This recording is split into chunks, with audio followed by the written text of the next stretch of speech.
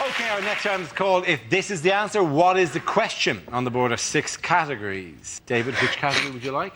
Science. OK, your category is science. The answer is serious, risky and heroic. So, what is the question? What is telling farmers, it could be worse? Is it what are Snap, Crackle and Pop's DJ names? How have people described my recent sex tour of Nigeria?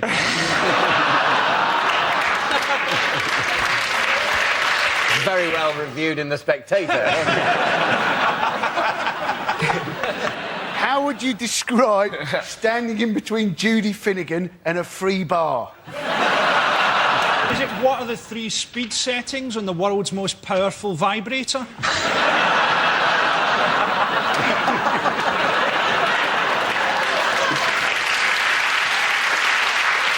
And you know what the correct answer is? Or is it about the Russian submarine that's attempted to claim the North Pole? It's exactly what it is. Well done, Frankie. Congratulations. Yes, the question I was looking for is how did proud Russian officials describe their country's mission to claim the North Pole? This is the news that Russia has symbolically staked a claim to billions of dollars worth of oil and gas reserves in the Arctic Oceans. 2 mini-submarines carried out a record-breaking dive to plant a flag 2.5 miles below the North Pole, which they believe is directly connected to their continental shelf, which, of course, it is, which is connected to every other part of the planet. Anyway. There's also a British flag 2.5 miles underwater. It's on the top of Gloucester Cathedral. Why didn't you get your swimmer guy who swam there a couple of weeks ago? Yeah. Why didn't he just carry a flag in his teeth and just, swim to the other side and go dunk? Oh, by the way, hours. He was too busy raising money for cancer, this selfish bastard. I can't believe you're taking the moral high ground on it. He was... It's been a while. God, it looks strange up here. He was going to get dizzy now and roll down the moral hill.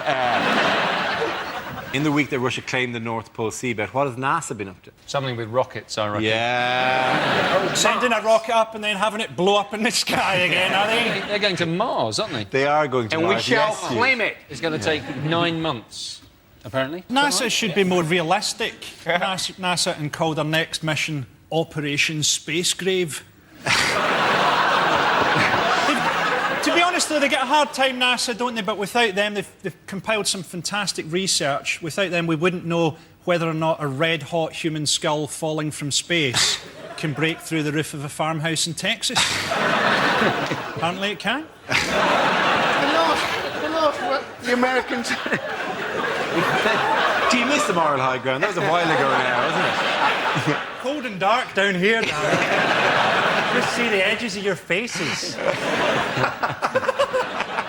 OK, speaking of travel, more generally, why have British people been having a hard time? It's really stressful flying, apparently. How stressful is it flying? Well, apparently it's more stressful than driving a Formula 1 racing car, which is hilarious. Just the idea of Lewis Hamilton kind of going, how was it? Well, I was going 180 miles an hour. I had some real pressure from Alonso, but at times it felt almost as bad as being in Heathrow just outside Tyrac.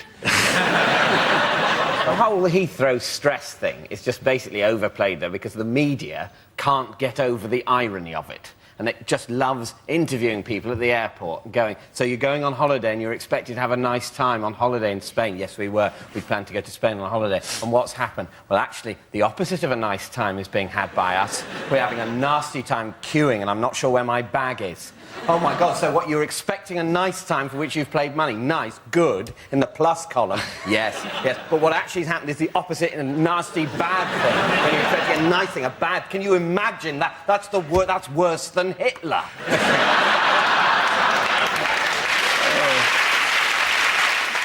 I don't fly. I'm terrified of flying. And people always go, oh, are you claustrophobic or you don't like the whole experience and stuff. You're like, no, I don't want to be blown to pieces in the sky.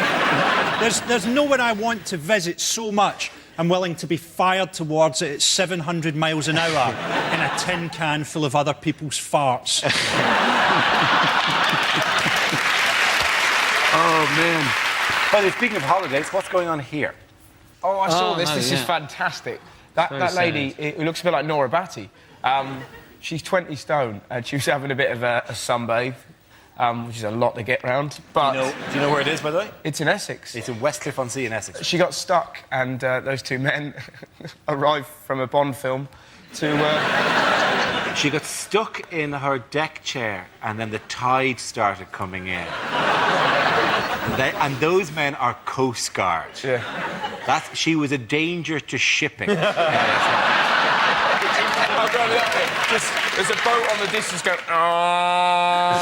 She turns and goes... What I don't understand about this is they rescued her, didn't they? And the paper said they got to her just before the tide came in, just in the nick of time. They rescued her from the rising water.